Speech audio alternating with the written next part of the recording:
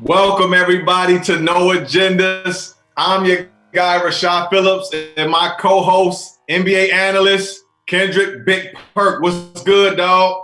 Hey, Yoda, what's poppin'? What's going on, Wait a minute. Wait. Come on, man. Like, what you wearing? You said we was supposed to be wearing our No Agenda shirts. Man, we got to start this over. You ain't wearing the.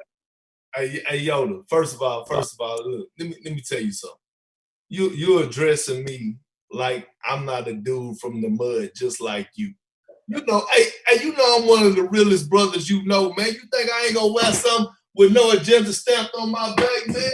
I got it Okay. right here. Okay. Just tatted on me, man. Look, hey, we sucker free over here, babe. You know what I'm saying? We sucker free, goddamn it. We tied together. You know, Hey. I'm 100 with you, yo.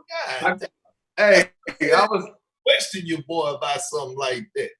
I thought I'm like, man, come on, we supposed to have. Okay, I like that. Okay. I mean, it's just for the haters that when I got to turn my back on them and walk away, they can see it. No agendas. So you got agenda. So when you walk into us, they can see it in case they try it. You know, that shirt though is dope. I tell you that much. Hey, we getting after it, man. A lot to talk about today. We'd like to welcome everybody for joining us, man. We're really excited, and you know, it's funny. The Last Dance is over with, and guess what happens? They got polls that came out about MJ, and MJ is the most popular person on the planet right now. Perk, what you got to say about that, huh? I mean, listen, man. First of all, I'm not knocking the dark-skinned brother, man. You know what I'm saying? MJ made the dark-skinned brother vogue again. You know what I'm saying? He made us relevant. All right, but at the end of the day, man, there's nothing going on in the world. No basketball, no baseball, no type of sports whatsoever. Everybody was doing what, Yoda? Watching the Last Dance. Hell, God rest his soul, my best friend, my grandfather, he came up out of the grave and watched The Last Dance. That's how bored he was. I mean, he wanted to see it. So, I mean, like, it's not fair for you to air a show, the last part of a documentary, which, how many viewers was it throughout the whole? About 60 million. About 60 million. Like, come on, bro. Like, 60 million viewers, and then all of a sudden, within less than 24 hours, you drop a poll of the last show and say, oh, who's your GOAT? That's just like saying us watching the NBA Finals and the Lakers in the NBA Finals and Braun closed the game out and win Finals MVP, and you and I go and hurry up and drop a poll at 8 o'clock the next morning and say, who's your GOAT? Come on, man. You know how it is. Prisoners of the moment, man. Prisoners of the moment, man. What you got to say? I'm gonna give you that. I'm gonna give you that. But you know me, MJ is my GOAT. But that 60 million viewers out of those 60 million, even if 10 million people switched over, that's a lot of people. That's what I'm saying, man. Hey, MJ, he made a case for himself. You know what? I love it because a lot of times older players don't have their careers as documented as MJ did. To be able to put it on display like that, like that's pretty tough. So I commend MJ in this team for that, man, being able to just capitalize on the moment, and they did. No, I mean, no doubt about it, man. Listen, what MJ did for the game, like I always told you, it was like Disney World. He brought the magical roller coasters and all the rides and the cotton candy funnel cakes.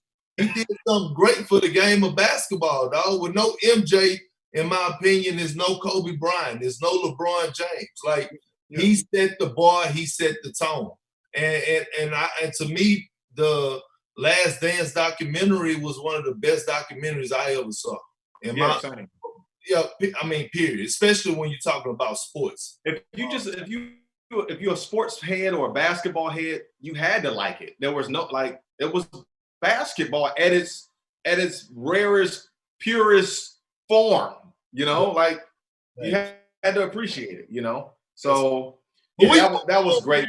because I know like you, man, I'm tired of talking Yeah. about the last dance. I'm tired of talking about MJ and Braun, all this GOAT. Nah, let's everybody just have their flowers. Let's move on, man. Let's move on and hopefully the NBA season get going. We know how great MJ was, and still, you know, what he meant to the game Yeah. of basketball, and we know how great Braun is. Let's just move on.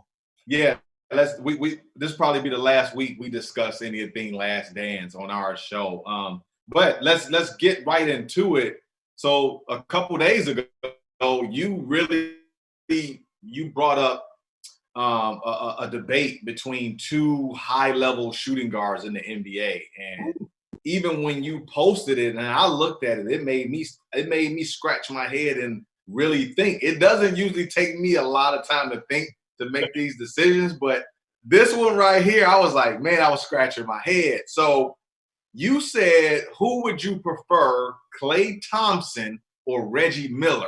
That was the question that you proposed to your platform, and it was a tough one for me. There was a war going on in your comment section. Total disrespect, by the way, but carry on. Yeah, it was some stuff going on in there. I went in there and it was a couple bottles got thrown. I had to get out of there because it was yeah. Hey, I went in there with my choice. I went in there with my choice. A bottle flew past me.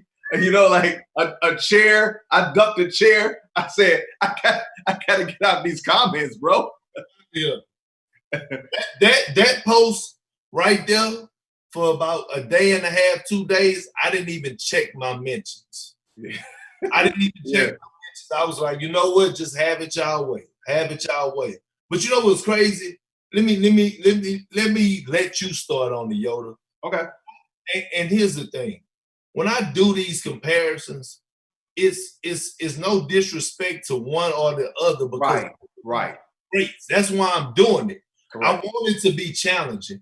But the disrespect that I heard to the great Reggie Miller was very disturbing. Although I took Klay. Now, but the disrespect, I heard I seen one comment, and this one made me quit checking the mentions. Yeah. One comment was like, Reggie Miller is the most overrated superstar of all time. And I had to say, well, damn. Wow. I said, wow, what do you mean? This is the guy that made the Indiana Pacers relevant. You know what I'm saying? When you think of the Indiana Pacers still to this day, you think one name comes to mind, Reggie Miller. Yeah. And I just want you to touch and bless not the older audience, our younger audience, because they the ones that need the knowledge, your big brother. Yeah. I love Klay. First of all, I picked Reggie Miller, but I break it down and kind of let everybody in on why my decision and how I picked. But when I look at Klay Thompson, he's great in his space and in his role. I think greatness serves Klay well in the role that he's in. A lot of times we try to take guys that are in a certain role and put them in another role, and that's when you lose value on your pick. Absolutely. So I took Reggie Miller. He's better because I believe Reggie can do what Klay does at Golden State, but I don't believe Klay can do what Reggie did at Indiana. That was the deciding factor. That was how I made my decision.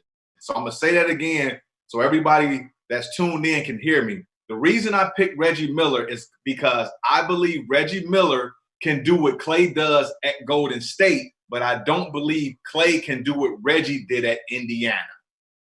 That's why I made the decision on Reggie. Reggie is an alpha dog.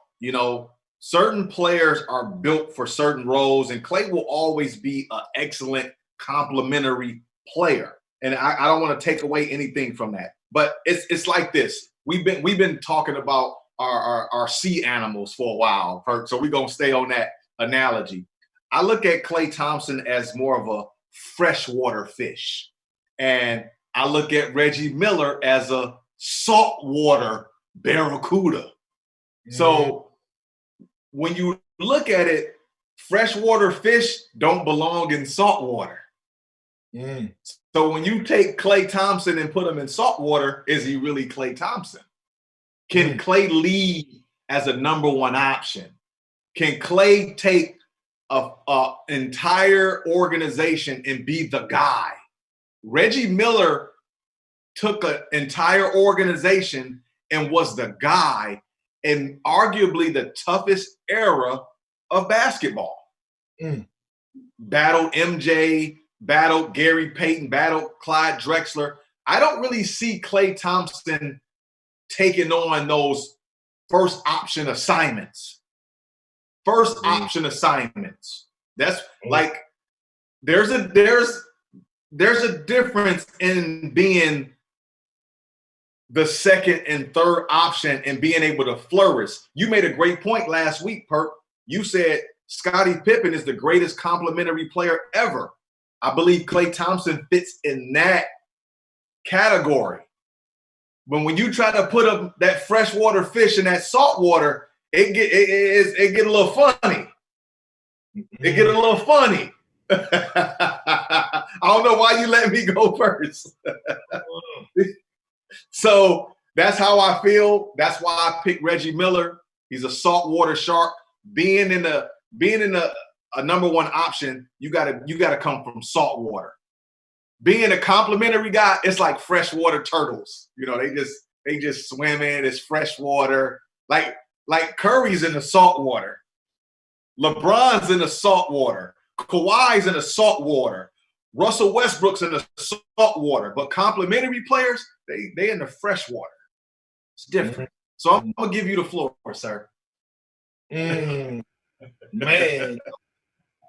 I mean, you know, I'm looking at Klay, man, and I love to go fishing. I don't go freshwater fishing a lot, but when I look at Klay, I think, man, I gotta put him in that salt water. And I'm just talking about me as a fisherman. Okay. And when I'm fishing, I'm putting him in that category as, you ever seen the show Wicked Tuna? And you know, you got to fight with a fish to reel them in for about 3 or 4 hours. That's Klay Thompson. Okay. And let me tell you why. Because for the simple fact, I mean, I hear the number one option, I hear this and that, but just because you were or was considered a number one option, was you really a number one option? Okay. Just because we know Reggie was a number one option, was he really a number one option? Or he should have been a number two option to somebody? That's just a question. Now, can you build a franchise around Klay Thompson? Ooh. My answer is yes. I'm looking at Klay Thompson. He's a better defender than Reggie. I watched Klay Thompson go toe-to-toe with James Harden, who's probably going to go down arguably as he's a hybrid to us. Yes, he's hybrid. Yes. But to the NBA, he's a shooting guard. Yes. So he's going to go down as one of the best shooting guards of all time, undeniable. I watched Klay Thompson guard him. I watched Klay Thompson go for 60 points in 3 quarters. Now, you know, like I know, that you cannot be some type of killer and go for 60 points in 3 quarters. I don't give a there's killers in fresh water. There's killers in fresh water. Well, if he's gonna be a killer in the fresh water, then guess what he's gonna be? Let me hear it. He's a piranha. Okay. So I leave him in the fresh water, but he's gonna be a piranha. He's a killer. Okay. Right? Because I'm looking at Klay Thompson and I'm like, okay, 5-time All-Star. And on top of that, to me, his efficiency along with picking his spots, Klay don't need a lot of shots to average his 20 points. And it speaks volumes and spoke volumes to me that he was still able to average his 20 with KD averaging 26 and Klay averaging 25, he was still able to take a back seat and still do him. And then I fast forwarded last year in the finals. I strongly believe Klay Thompson don't get hurt. Golden State pushed that to 7 and could possibly go in Toronto and win that series. I can see that. And I'm anointing Klay Thompson with the Finals MVP because throughout that whole Finals, he was kind of stepping up, and he was kind of stepping up. And my thing is that when I look at Klay, man, right now is James Harden.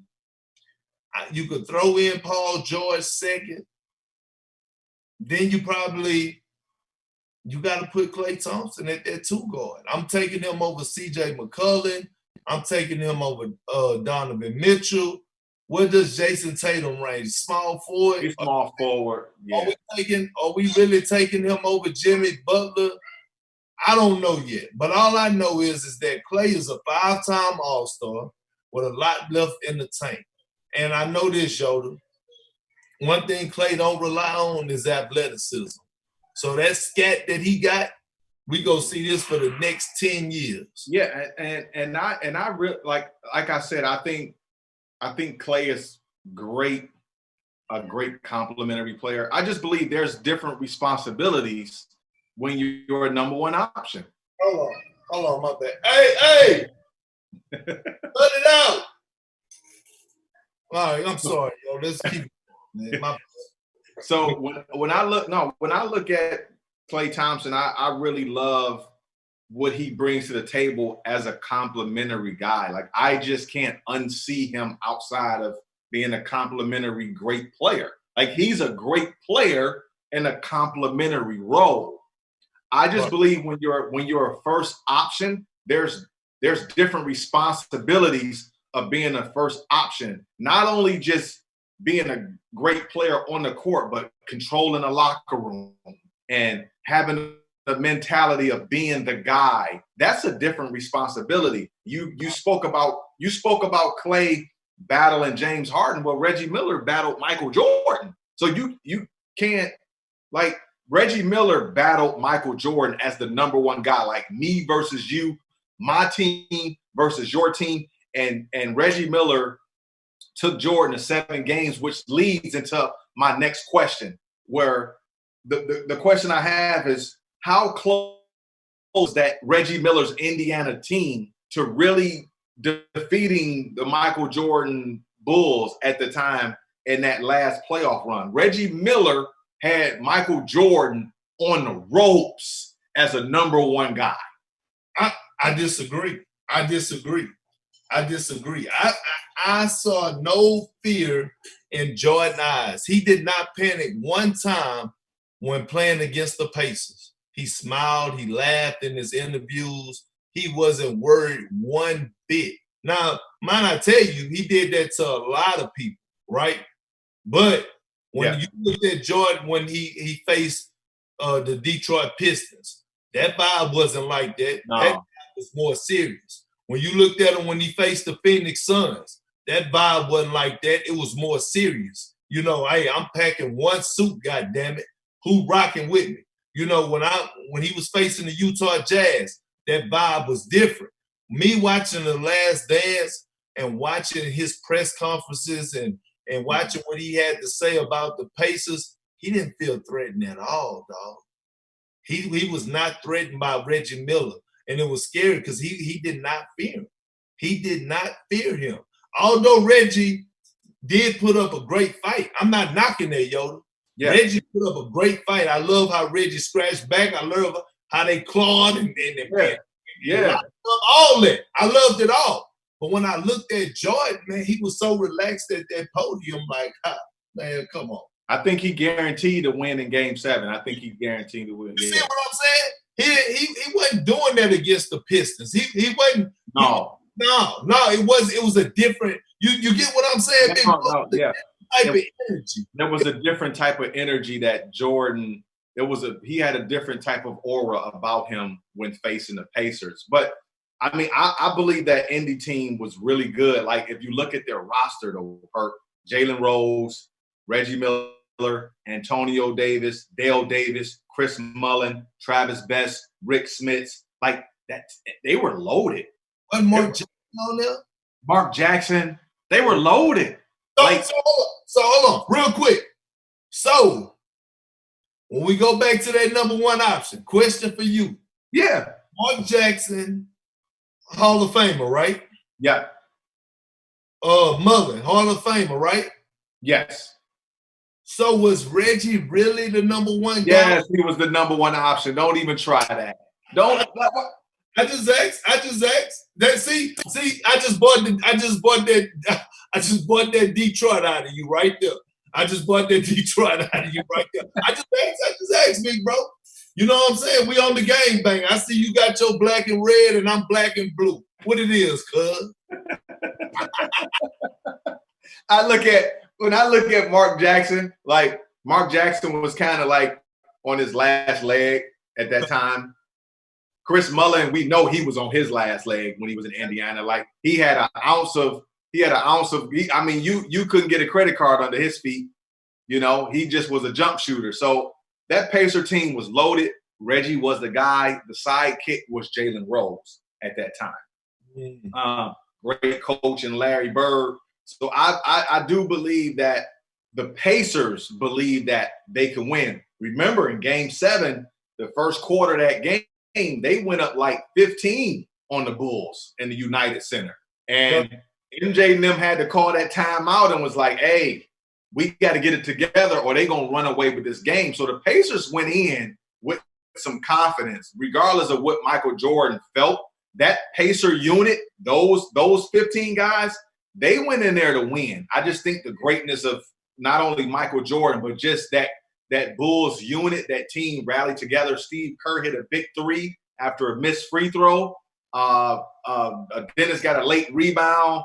Mike hit a couple shots, and it kind of swayed the momentum. But that Pacers team had them on the ropes. And what they did, you know what they did? It was like running that 4x4 on the track meet. That last leg. That last one. They got damn it, get out to coming around that curve and just walk them on down. But you want to know what I took from that? Game 6, right? Game 6 was in Indiana. Am I right? Yep. Reggie hit the game winner. Yep. Larry Bird face was like, ain't no celebrating with me. I played against that killer, that dark-skinned brother over there. That great white. Yeah. It ain't no celebrating for me. We got to go to Chicago. It was like Larry face. You could tell, like, nah. He knew. It was the composure of a great though. Like, let's give him his flowers. That's what it was, man. A composure of a all-time great that had been through the battles and won rings. Like, you can see, like, nah, I'm not fazed by this.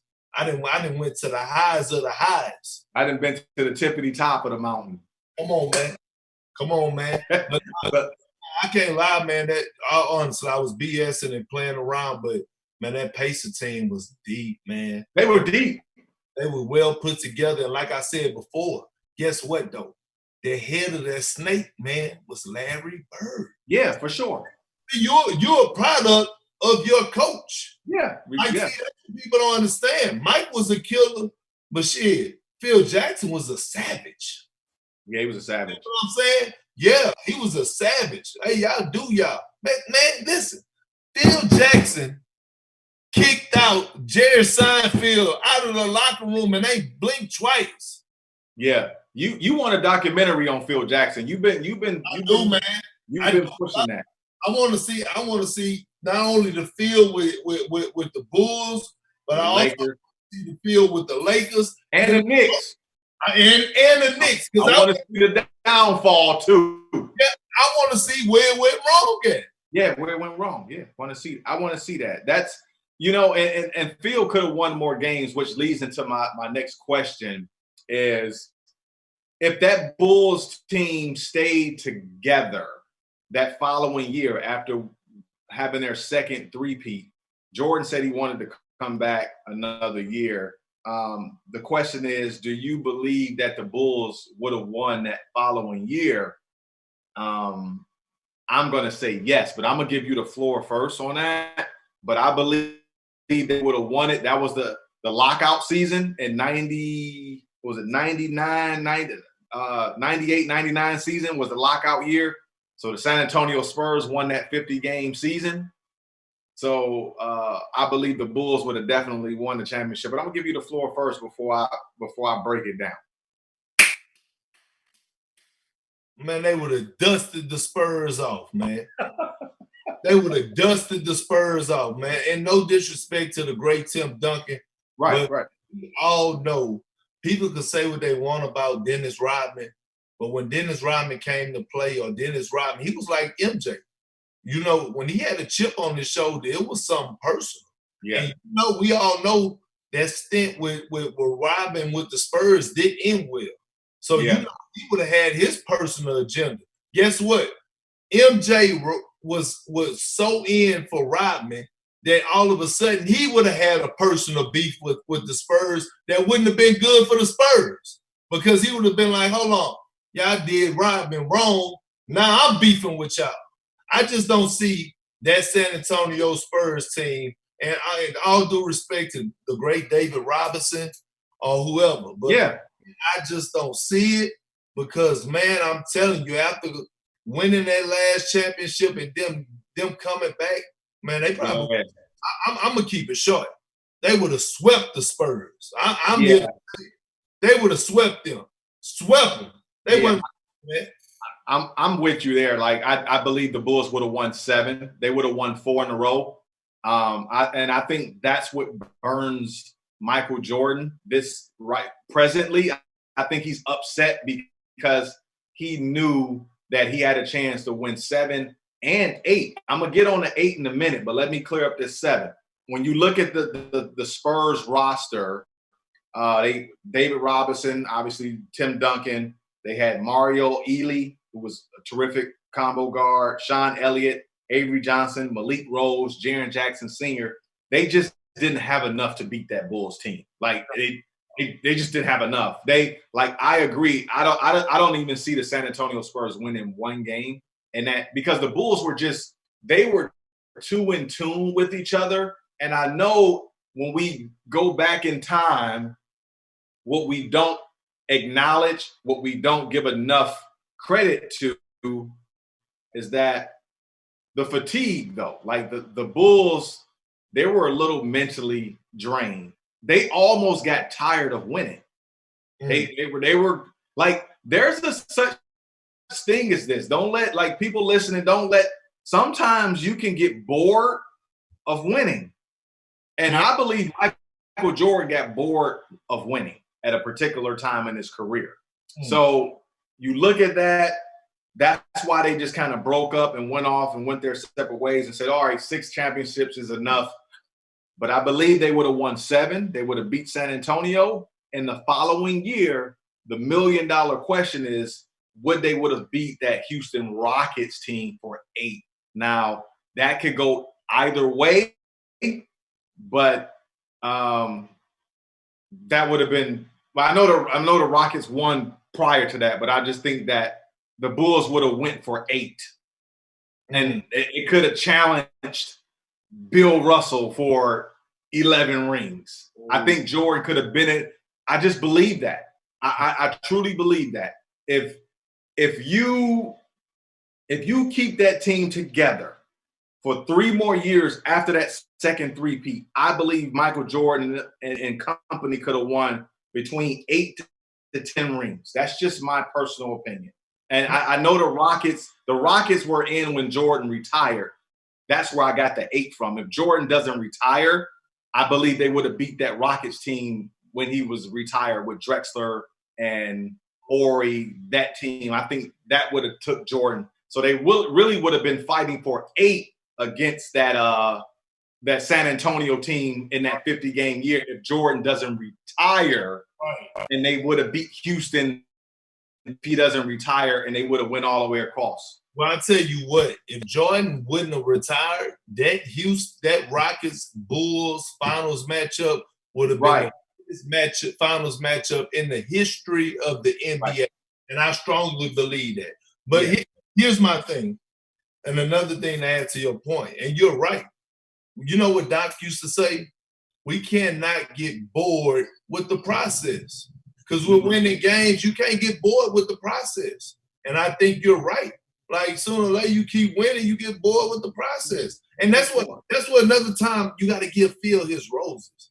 Because he's like, you know what? Hey, Dennis, go off and do what you do. I don't want you bored. I want this to something right. Where you got to come back to basketball. Hey, Mike, you want to go play golf? Go play golf. Come back here. Yeah, like that type of stuff. Recharge your battery. Yeah, mentally, man, Phil was on a whole nother level of psyching out his players, in my opinion. But I want to touch this and this it. Man, I want to bring this up. Yeah. I was looking at that lineup, bro, and can you name me a better start defensively? Ron Harper, Michael Jordan, Scottie Pippen, and Dennis Rodman. Like, give me 4 names in the starting lineup that's better than those 4 guys, man. Like, just think about that, dog. I can't. Like, you can't. I was looking and I was like, man, that was size, length, athleticism all over the place. And that's why I think that Bulls team right there, Yoda, would have fit perfectly well in today's system, because here it is. You could have moved Dennis Rodman to the 5 and had him roll into the basket. And you could even have threw a Steve Kerr in there. Because I got my level for respect for Steve Kerr went up from watching The Last Dance. I'm like, hold on, you got Steve Kerr messed up. He about that action. He won't smoke. But in today's game, that Bulls team, oh man, you sliding Steve Kerr to the point, Jordan at the 2, Ron Harper at the 2. Hell, move Jordan to the 3, Scottie at the 4. Positionless. Yeah. Man, that team right there, dog, that starting lineup with a Rodman at the 5, rolling down, blocking shots and rebounding. Woo, God bless America. Man, that would be a tough matchup. Let's stay on that real quick. Let's talk about the locker room. And this is something that's kind of popped up, over the news and the social media the last couple of days, is Michael Jordan's relationship with Horace Grant. I hate to see it. I know. So Horace Grant fires back at MJ, calls MJ a snitch or whatever. What do you take of that? Man, here's the thing, and you preached this to me a few times, and I've listened. You don't have to tear down other people to praise another. Okay. Right. Now I'm gonna say that by saying this. When Michael Jordan, when he did this documentary, he signed off on every clip that was coming out. He had to get his signature and his approval. Okay. And when he was signing off, in my mind, it should have said, "Nah, I'm not gonna say this about Pip. Nah, I ain't gonna sign off on this." Because at the end of the day, Jordan, your greatness is at the minute. Yes, man, it's at the top of the tops. It's at it's elite. Like, you don't have to do that to your teammates. Like, we just think about it, bro. Lucky we are basketball minds. Yeah. And we know the game, but so many people walked away from The Last Dance saying that, man, Scottie Pippen's selfish, man. That he was weak, man. Mentally, we off Scottie. Like, nah, dog, you ain't off Scottie. Like, Jordan didn't win till they drafted Scottie. Like, no, let's not get it twisted. He was the greatest number 2 of all time. Yeah. Let's talk about a little bit about this player code, Yoda. Okay. And the player code, man, and this, bro. We go to the gym. We all could relate because we all basketball players, hoopers, that's probably going through the same family issues, whatever they may be. Whatever it may be, yeah. You may think it's adultery. No, it ain't just adultery. Somebody could be going through something where they going through some shit with their moms and dads. Anything. Want to break bread and you're sharing this confidential information. And also, you may know someone in the locker room that has a drug habit. Hell, we all got our flaws, but that's supposed to be sanctuary. I was taught by real OGs, man. I was taught by, like I told you, Gary Payton, Walter McCarty, Tony Delk, Eric Williams, Paul Pierce, KG, Shaq,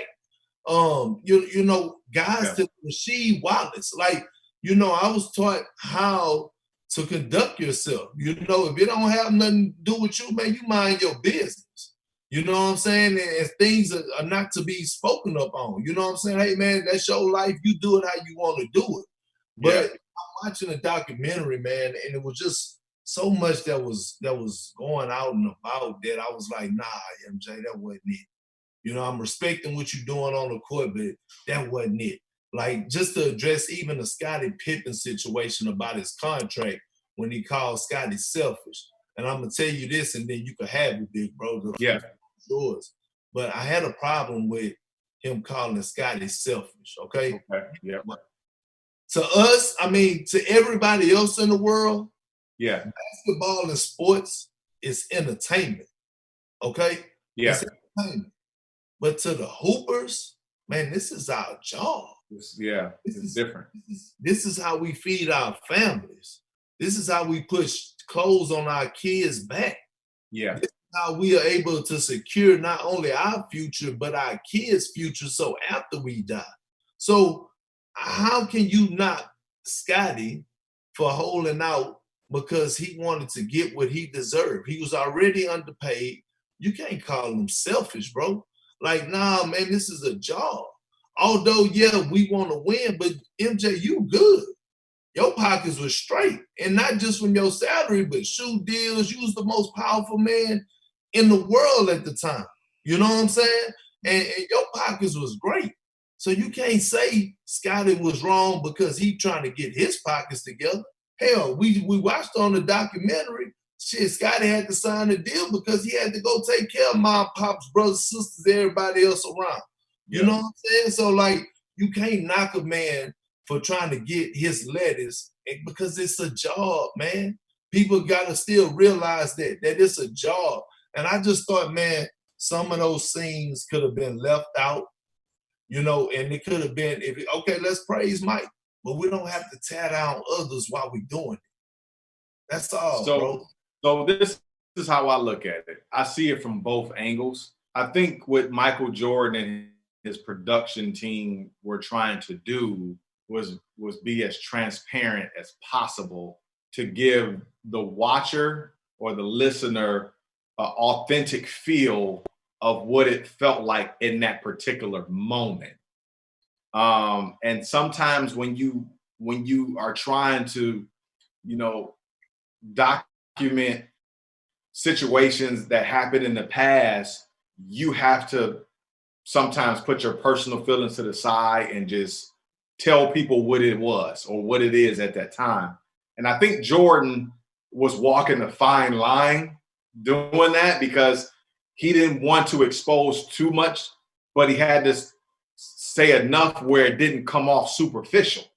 So it's almost damned if he do, damned if he don't situation. I believe Jordan was in a catch-22 in that situation. And he also know that we know that he is a savage. That's the word everybody like to use with how Jordan is to people. So I think he wanted to live up to that a little bit during his documentary and show a little bit of that savage side. And he used certain moments to do that. Not saying it's right, not saying it's wrong, but that's just how I see it objectively. So let me get with the Horace Grant thing. So, because that was the initial question, I want to kind of touch on that. See, guys like great players hold grudges forever. Even after they get their revenge, it's just in their DNA to always carry that get back. And MJ never forgave Horace Grant for when he went to Orlando and they knocked off the Bulls and Horace Grant celebrated in the United Center. Jordan never forgave him for that. And still to this day, again, we have to understand the source and what we're dealing with. Michael Jordan holds grudges. He doesn't forgive. And I think a little bit in the documentary, he wanted to still show Horace Grant, I ain't forgave you. So that's kind of how I looked at that situation in regards to that. But all in all, there was things that maybe should have been left out or things that maybe should have been added. But again, when you're doing a documentary, you're not going to satisfy everybody. And I believe MJ just was like, forget it. I'm going to say this. I'm Michael Jordan. I'm pretty much invincible when it comes to sports. I can say and do what I want, and people are still going to accept it. And I believe he kind of just took that role at the end of the day. That's just kind of how I see it on the outside looking in, being completely objective. Now, subjectively looking in from the inside, I do see that some of the player codes were broke. So I'm not saying that what Horace Grant said was wrong. I do believe that there were some things that were said in the documentary where it made Horace Grant to look like a term that we don't like to use is snitch. So I do understand Horace Grant defending himself because he still has a reputation in the league. He still has a reputation in this world. He still has a family. So as a man, you want to defend. You have nephews playing in the league. You still got, so you got to defend, like you got to defend yourself. And so I'm with defending your family name and your family honor. I totally get it. So I see both sides of it, man. That's just how I look at it. And look, Yoda, listen, and we could agree to disagree, but here's my thing. If you're going to talk about what another man done in the documentary and you hold all the rights, throw out some of your shit too, though. You see what I'm saying? Yeah, I understand. Like, don't just hide all your shit. You know what I'm saying? Like, let's dig a little deeper because get some. Like, put your skeletons out there too. Some of your skeletons. Come on now, like you was married to Juanita Joy throughout this whole process. We yet to hear anything from her. Why not? I mean, come on, she rode with you through that whole time. Like, I mean, like, let's keep it a buck now. Like, if you go dish out certain shit in certain areas, at least come on now, let's hear some of the stuff that happened with you or what was going on during your time as a family man. You know, because you're on the plane with Scott Burrell, and Scott Burrell clearly telling you, hey, man, don't put this on video. Come on, dog. But you putting it on video anyway, and it goes out on video. You know what I'm saying? That's my thing. But air some of your dirty laundry. You know what I'm saying? Like, you know, like, because at the end of the day, guess what? And God rest his soul, but we both know if the great Kobe Bryant was still alive to this day and he documentary dropped, he would talk about that rape case. He would be man enough to talk about that rape case and how he overcame. Of course he would. Of course he would. And that's what I'm saying, yo. That's all I'm saying. For the documentary, bro, I loved it. And I loved everything about it. All I'm saying is we walked away from that documentary. Majority of the people was praising Mike. He was the superhero. And guess what? People looking at Horace Grant sideways. People looking at Jerry Cross, who wasn't here to defend himself. God rest his soul, sideways. People looking at Scottie Pippen sideways. And also, who else people looking at sideways? Isaiah Thomas. Think about it. You don't think... the Isaiah Thomas one is the one that really got me. Okay, so Yoda, let me ask you something. The MJ effect. Do you not think that, so the rankings on ESPN came out about after the 6 or 7 episode, or 7 or 8 episode of The Last Dance, right? Where it already showed that MJ and Isaiah had smoke. And you mean to tell me that didn't play a part of them ranking Isaiah Thomas number 31, bro? Of course. That's all I'm saying, dog. Like, it left a lot of greats, like, looking like really funny in the light, and it shouldn't have been there. That's all I'm saying. No, I totally get that. And, you know, unfortunately, there's people who catch strays. And I don't like, for me personally, I grew up in that era, so I don't look at Scottie Pippen any different than I did before because I followed it. I don't look at Isaiah Thomas any different. Like for me, but there's people who wasn't born during that time, wasn't watching basketball at that time or whatever. But for me, I wasn't driven by any of the narratives because I lived through it. I know what I see, and I took everything for face value. We spoke about that last episode, but I want to get to our last topic. And this is one that kind of came out today.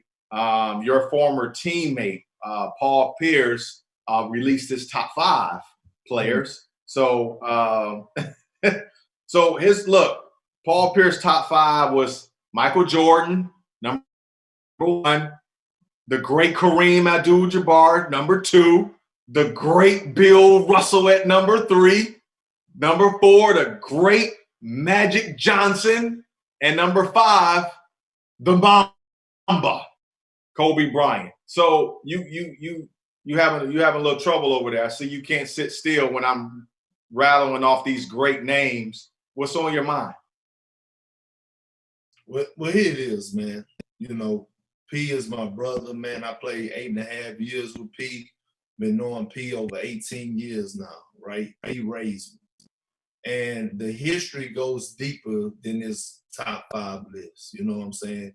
LeBron and P hated each other since day one, and they still don't like each other to this day. There's times we didn't all been in the same arenas as Paul and I being media guys now, and Bronner come up and speak to me and won't say a word to Paul, and vice versa. So to me, we have on no agendas. What Paul lists, it's a hidden agenda. And it's basically, I don't fool with dude. You know what I'm saying? And I think that's unfair.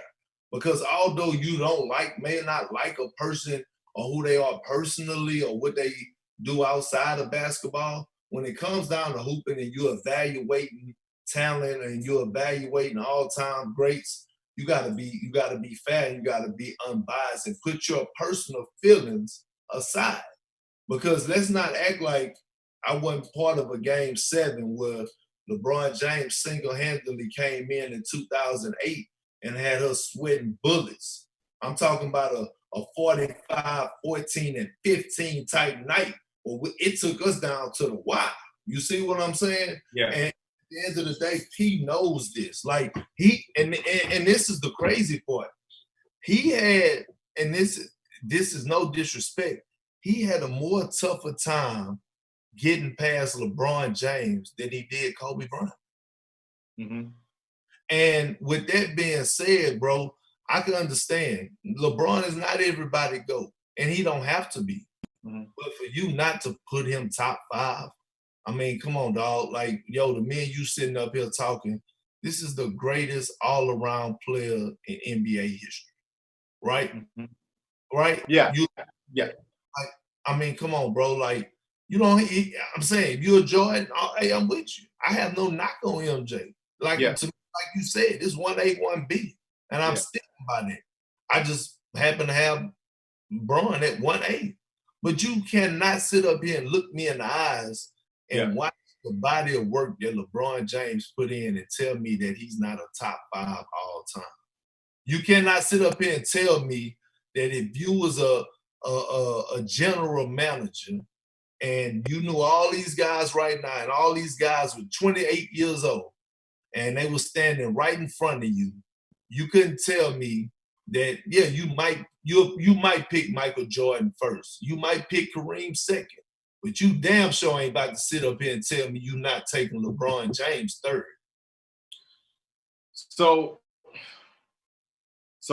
this is how I look at it, man. It's a loaded question because you just made good points. You know, you made really good points. So this is how I look at it. When you look at, I tweeted this the other day. Look, former NBA players don't idolize other, you know. Preach the gospel. I'm listening. I'm just pulling up some numbers real quick. Preach. Pull the numbers up. So I tweeted this the other day. Former NBA players don't idolize other NBA players fans do. There's a huge difference between a former player and a fan. Like I saw Paul Pierce get a lot of flack from fans because they feel like he slighted LeBron James. So when I look at it like this, Paul Pierce is a guy obviously that competed at the highest level. He's one of the greatest Celtics to ever play. So when you look at the top five that he does have, like I really don't see anything wrong with Michael Jordan, Kareem, Bill Russell, Magic, Kobe Bryant. I mean, that's who he has. Maybe LeBron James is 6 on this list. Maybe he's 7. But I just look at it like players can't be a part of fan discussions. We got to get to the point where we separate the two. Because when players make their opinions, it seems like fans get mad at the players because the players don't think like them. But I'm here to tell you, I'm here to tell you that players, they don't have Steph Curry posters in their offices. They don't have, like players, there's a certain code as a great player that you don't idolize guys. So this is how I look at it too.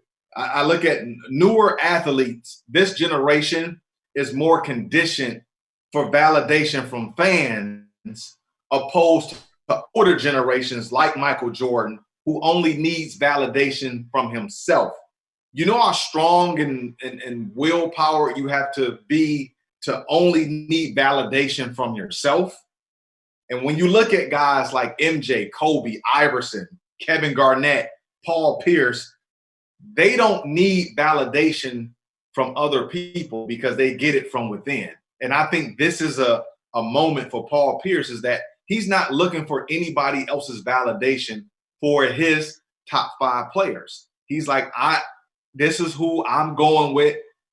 I don't care how you feel about it, but this is how I feel. So for me, I really can't argue his top 5. He has his reasons, whatever the reasons are. He has his own reasons. Like you said a couple weeks ago, this is my 5, like your shirt says. Paul Pierce is telling people this is my 5. So LeBron may not be in every great player's top 5.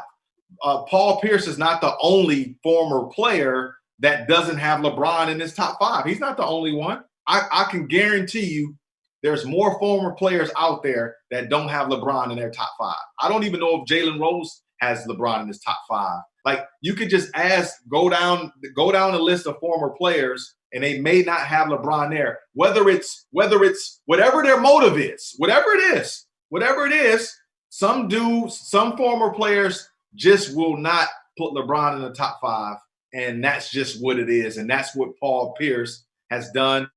He doesn't care what I think. He doesn't care what you think. He doesn't care what the fans think. He like, this my 5, accept it or be done with it. Because he's old school. He's old school. You know that. I do. Now the counter, and I agree with everything that you just said. Like, that's his 5. But as a player, I'm disagreeing with that because I'm like Braun. I'm like Paul. It's no way. Now, D. Wade tweeted something out, which I didn't actually agree with at all. He said that if you never looked those guys in the eyes and played with them on the court or against them, you can't really make a top 5, which I thought was just straight up bullshit. Okay, like what do you think? Like, I was gonna say, what does that mean? I understand. Okay, but to go to his point, I go back and I'm like, Paul, like P, I love you to death. Okay, but you and Braun have played a total of 69 games against each other in y'all careers, okay? Y'all played 69 games. Braun holds the record. I mean, Braun wins it. He's 35 wins. Paul is 34 wins, okay? In the regular season, Paul got 21 wins. Braun got 18. In the postseason, Braun got 17. Paul got 13, okay? And when I go and I look at the stats, and I hate bringing up numbers because we go on the eye test, but the eye test clearly says that LeBron James is the best all-around player that we saw. Okay. Yeah. I have a problem when I go and Paul, you done matched up with LeBron, and I'm looking at these averages, and through those 69 games, LeBron James is averaging, hold on. LeBron James is averaging, bear with me, Yoda. I'm with you. LeBron James is averaging 29 points, okay? Paul Pierce is averaging 18 points. Mm-hmm. Right? LeBron James is averaging 7 rebounds. Paul Pierce is averaging 5. Mm-hmm. LeBron James is averaging 6 assists. Paul Pierce is averaging 3. Yeah. LeBron James is averaging 1.8 steals. Paul Pierce is averaging 1. LeBron James is averaging 1.1 blocks. Paul Pierce is averaging 0.4 blocks. Now, here's my problem. My problem is that you have played this man in 69 games, and statistically, he's basically owned you. And Paul, I love you, but Paul is a Hall of Famer. Like I said, 2-time, he's going down second all-time in Celtic history. Yeah. You played against this man. Mm-hmm. You know the film sessions and the studying we had to do to stop this dude. I'm in the locker room. We know this. Like, come on, bro. Like, let's be real here, Yoda. And like I said, it's his list. But come on, we know agendas, no hidden agendas. And that's the thing that I'm addressing. When you look at numbers like this and you know that this guy has came into the Garden time in and time out and gave us a run for our money every single time, and you know this dude is a problem, come on, man. Like, and that's the problem that I have with these old heads nowadays, bro. And it ain't just with Paul. The list goes on. They have a problem of giving the younger generation their flowers. And now since I'm in the media part of it, bro, I don't have a problem. What I called and told, once you told me to look deeper into Trae Young, nah, Trae Young like that. Yeah, he likes that. I don't have a problem with giving Tatum or Steven Adams, who took my spot. Steven Adams took my spot and got me traded out of Oklahoma City. And when I come on here, me and you talking on the phone, what I tell you, you love him. I love him. Yep. One of my favorite centers. I don't care what nobody got to say, because I know what he brings to the table. Yep. See, you got to get that out of you, man. We're in a whole nother. We've had our success, Yoda. You got to get that shit up out you, man. It's okay. It's okay. Like, man, go dog, dude, like that. Just like you, Yoda. 95% of the time, you're right when you're scouting college players and you these NBA teams are hitting you. But you wasn't sold on Luka Doncic at first. No, I wasn't. But the man in you, guess what you did? You circled right back around and you said, hey, look, that's my bad. Yeah. And you went up to him as a man and told him that was your bad. You know what I'm saying? Okay, so then on top of that, I'm looking at a situation that I did with Lonzo Ball. Because he wasn't getting the step, wasn't playing well yet, I called him a bust. Yeah. He turned his game up. What I did, I went back on TV. And I apologize. It's okay, man. We did what we had to do in the basketball world. We on the other side. We ain't hating, man. We congratulate. Ooh, that boy preaching today. Where your church music at? I'm just saying, though, Yoda, man, that's real, though. And it's just like, I know P. Like, P, man, me and you didn't have basketball conversations, and you're an intelligent human being, bro. You know this. You know this. Like, you know this. You know the film session and the studying and shit. We in this motherfucker for hours trying to figure out how we go stop this freight train coming. So you basically want people, you want the old heads to cleanse their souls. Get that holy water out, man. That's all you saying. So on behalf of No Agendas, I'm Rashad Phillips. This is Kendrick Perkins, and what we're telling you today is cleanse your soul. Cleanse your soul. Cleanse your soul. Thanks for tuning in. Cleanse your soul. Hallelujah.